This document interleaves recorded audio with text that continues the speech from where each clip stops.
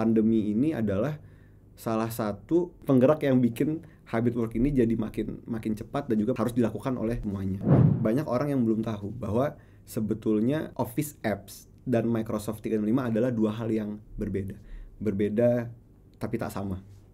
Sama aja ya. Sama aja. Ini juga banyak orang yang kira Microsoft Teams itu hanya online meeting. Gitu ya. Nah, pada dasarnya Microsoft Teams itu sebetulnya fiturnya jauh melebihi itu.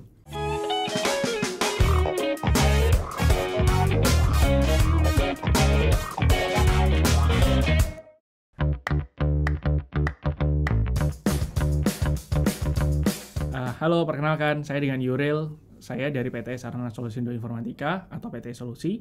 Kita adalah salah satu partner dari Microsoft Indonesia dan sudah berpartner selama 25 tahun. Nah, kebetulan sekarang saya bersama Mas Kevin dari Microsoft Indonesia. Nah, Mas Kevin tadi kan sudah ngobrol-ngobrol tuh sama Pak Alex mengenai hybrid working ya di part sebelumnya gitu ya. Oh ya, untuk kawan-kawan yang misalnya belum ngikutin atau misalnya baru ngikutin, nah, kalau misalnya mau lihat part 1 atau part sebelumnya mengenai hybrid working yang sedang kita bahas, nanti bisa cek di deskripsi ya. Tadi kan kita sudah ngobrol banyak ya, ada Mas Kevin sama Pak Alex mengenai hybrid working, terus saya ada juga beberapa pertanyaan nih mengenai gimana sih Microsoft bisa ngedukung hybrid working itu ya, gitu. Jadi teknologi apa di baliknya itu, gitu. Nah, gimana sih Microsoft bisa menyediakan atau mengakomodir solusi itu gitu ke hybrid working? Oke, terima kasih Mas Yuril. It's a great question yang pertama, dan saya coba jawab gitu ya dengan memberikan penjelasan tentang misi dari Microsoft itu sendiri. Jadi misi Microsoft yang pertama itu adalah empowering every people and every organization on the planet to achieve more gitu ya. Jadi memang misi kita ini dilandasi gitu ya oleh keinginan Microsoft untuk membantu semuanya dalam menyelesaikan masalah gitu ya, termasuk masalah hybrid work ini.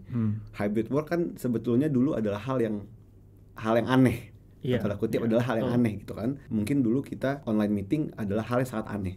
Kita bikin event online mungkin adalah hal yang aneh, tapi karena adanya COVID-19 pandemic kita dipaksa nih untuk melakukan perubahan gitu. Nah, speaking of hybrid working, sebetulnya solusi Microsoft yang memang sudah kita buat itu sudah dibuat jauh-jauh hari sebelum pandemi, bahkan mungkin sekitar 5-10 tahun yang lalu. Jadi pandemi ini adalah salah satu penggerak yang bikin hybrid work ini jadi makin cepat dan juga harus dilakukan oleh semuanya. Microsoft punya solusi namanya Modern Work, di mana Modern Work ini berdasarkan oleh Microsoft 365, Microsoft 365. Yeah. Microsoft 365 itu satu suite yang berguna untuk kolaborasi dan juga productivity.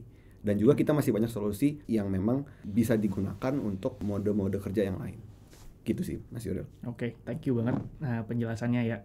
Jadi ternyata tuh untuk hybrid working, memang kita suka nggak suka, mau nggak mau kita tetap harus ngelakuin itu. Apalagi selama 2 tahun terakhir kita berjuang menghadapi pandemi ya. Jadi memang ya mau nggak mau secara pekerjaan kita harus bisa menerima kenyataan tersebut. Tapi untungnya Microsoft bisa menyediakan solusi itu. Keren banget. Terus kalau misalnya kita menggunakan Microsoft 365 ini gitu ya, nah ini sebenarnya tuh bisa masuk di segmen industri apa aja sih gitu kalau menurut Mas Kevin? Oke, pertanyaan bagus lagi Mas Yuril. Sebetulnya gini, again kalau saya balik ke misi Microsoft tadi, empower every person and every organization gitu ya. Jadi memang itu pun juga organisasi kita harus bisa untuk digunakan oleh segala macam industri atau segala macam use cases lah gitu ya. Jadi karena memang tujuannya adalah untuk membantu meningkatkan kolaborasi dan juga produktivitas dari employee di organisasi tersebut gitu ya.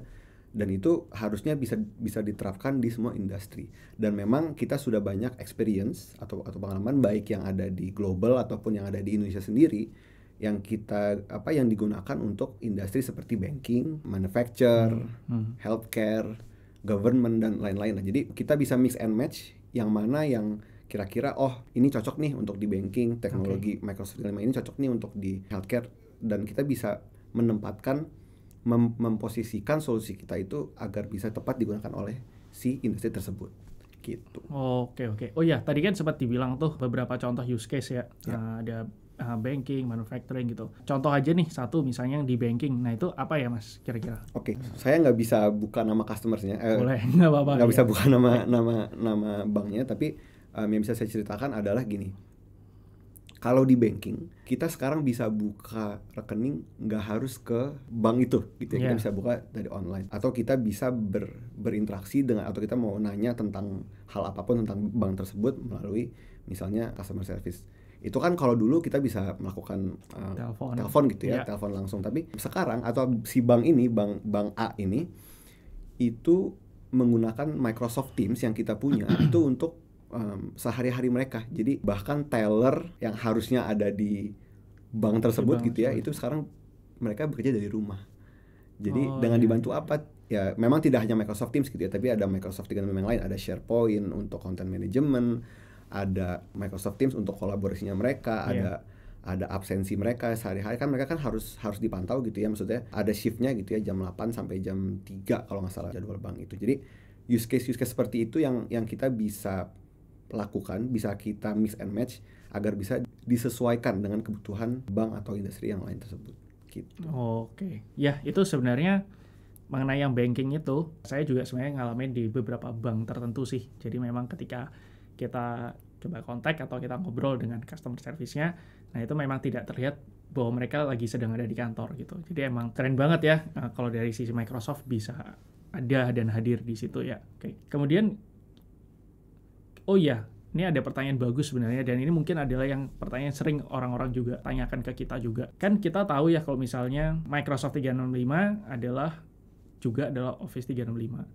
Nah, tapi dari yang membedakan dari produk Office-nya dengan Microsoft 365 itu sendiri, itu apa sih, Mas? Oke. Nah, ini pertanyaan yang saya tunggu-tunggu dari tadi sebetulnya. Jadi di market, nggak cuma di Indonesia, banyak orang yang belum tahu bahwa sebetulnya Office Apps dan Microsoft 365 adalah dua hal yang berbeda. Berbeda tapi tak sama. Sama aja ya. Sama aja. Jadi intinya gini, Office Apps itu yang kita sering pakai gitu kan, ada Microsoft Word, PowerPoint, Excel gitu ya. Sementara Microsoft 365 itu banyak sekali aplikasi lain di dalamnya yang memang difokuskan untuk tadi productivity dan juga kolaborasi. Yeah. Nah, Microsoft 365 memang ada Office Apps-nya, tapi karena kita sekarang harus bekerja dari mana saja, nggak harus ada di kantor gitu ya, ada fitur namanya co-authoring. Jadi kalau Mas Yuril bikin dokumen misalnya, kalau dulu mungkin kan Mas Yuril harus dibikin dulu versi Mas Yuril, terus dikirim ke saya misalnya. Nanti saya review, saya tambah-tambahin, saya kirim lagi versi 2, versi Yuril /Kevin misalnya. Oh iya. Nanti terus saya kirim lagi, Mas Yuril lihat lagi, oh ini masih ada yang kurang, dikirim lagi balik. Jadi kan ada gap waktu yang banyak yang bisa kita efisienkan. Nah, itulah kita pakai namanya teknologi co-authoring yang ada di Microsoft 365 Office Apps-nya gitu ya. Itu satu. Yang kedua, kita punya Microsoft Teams. Ini juga banyak orang yang kira Microsoft Teams itu hanya online meeting gitu ya. Nah, pada dasarnya Microsoft Teams itu sebetulnya fiturnya jauh melebihi itu. Kita bisa integrasikan Microsoft Teams dengan misalnya kalau ada perusahaan yang sudah punya aplikasi in-house mereka dan ingin diintegrasikan dengan Microsoft Teams, itu bisa gitu ya. Contoh yang pertama adalah misalnya gini. Ada satu company punya sistem absensi sendiri. Jadi kalau employee itu absen, mereka tinggal buka apps tersebut gitu ya. Nah, tapi si company ini atau si organisasi itu pingin mengintegrasikan ke dalam Teams. Jadi employee-nya itu nggak perlu bolak-balik buka Teams, buka aplikasi, belum buka yang lain-lain. Nah, itu bisa. Jadi Teams kita buat sebagai as a platform, Teams as a platform. Ya. Terus fitur Microsoft Teams yang lain untuk sharing dokumen.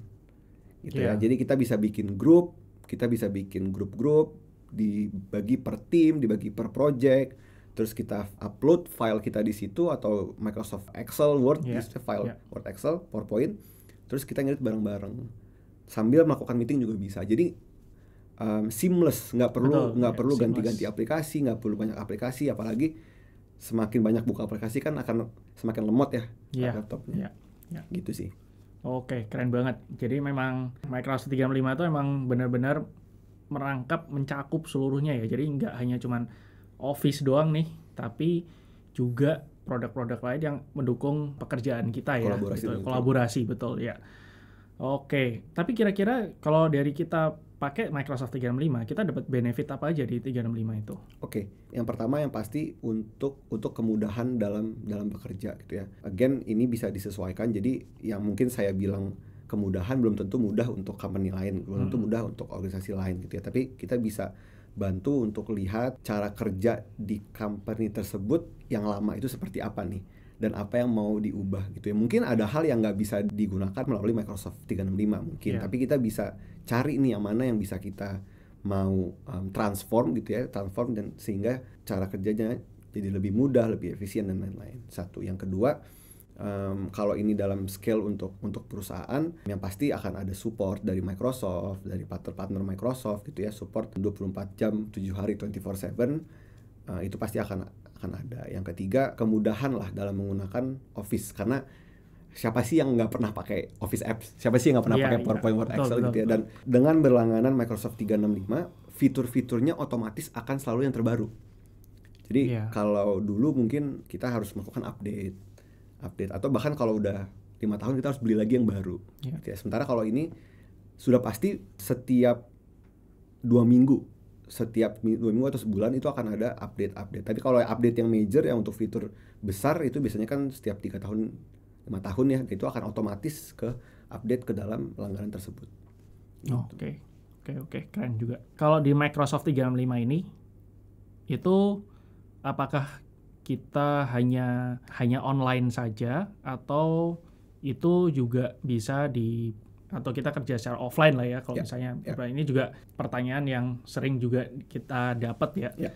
Nah itu kalau menurut Mas Kevin gimana, Mbak? Oke, yang namanya kerja dari mana saja dan kapan saja itu kan ya dari mana saja gitu ya. Iya, betul. Dimana bisa jadi kita dalam posisi yang nggak ada koneksi internet gitu kan. Jadi misalnya contoh, saya lagi di pesawat misalnya.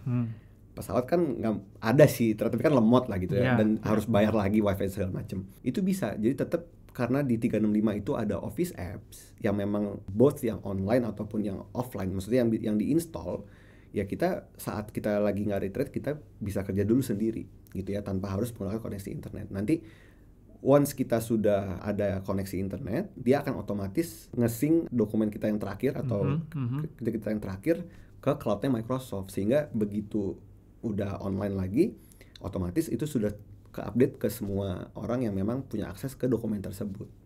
Satu. Yang kedua, kalau dari sisi Microsoft Teams gitu ya, kita mau join meeting misalnya, tapi tiba-tiba koneksi internet kita mati, atau misalnya kita mati lampu, kita nggak punya koneksi internet, terus mau pakai pulsa, kuotanya habis misalnya, gitu ya. Nah, kita bisa join meeting menggunakan Teams itu melalui nomor telepon. Jadi kita seolah-olah mengikuti meeting tapi bukan lewat koneksi internet, tapi lewat jalur nomor telepon gitu ya. Dan masih banyak lagi gitu ya. Memang kita juga kita fokus untuk mempermudah semuanya. Jadi kalau memang koneksi internet nggak ada, ya kita bisa pakai plan A dan plan B gitu ya. Kalau ada koneksi internet ya akan lebih baik dan seterusnya. Oke. Ya, keren ya. Jadi benar-benar bisa hybrid sekali lagi. Betul. Ya. Microsoft 365 itu bisa ngedukung kita untuk bekerja secara hybrid. Untuk Microsoft 365 ini sendiri itu khusus untuk bisnis atau perorangan juga bisa. Bisnis itu maksudnya apakah harus corporate atau apa? Ya, tapi perorangan apakah juga bisa? Oke. Jadi Microsoft 365 sebenarnya kita bagi ke segmen-segmen tertentu gitu ya. Ada yang untuk perorangan, ada juga yang untuk company atau organisasi gitu ya. Ada juga yang untuk non-profit organizations. Jadi yang memang NGO yang itu juga kita ada program tertentu, ada set tertentu yang untuk kita usahakan untuk for charity kita ngomongnya. Gitu sih. Nah, untuk yang perorangan kita bisa subscribe langsung gitu ya lewat internet. Microsoft 365 for personal. Satu orang itu bisa dapat 5 device, bisa di-install ke dalam 5 device gitu ya. Tapi sama, Word, PowerPoint, Excel, ada juga Teams dan juga ada Outlook-nya.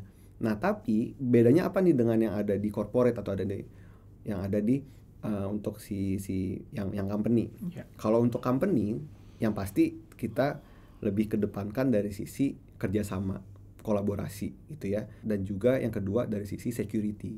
Karena gimana pun juga data-data perusahaan itu kan harus dijaga dengan baik ya.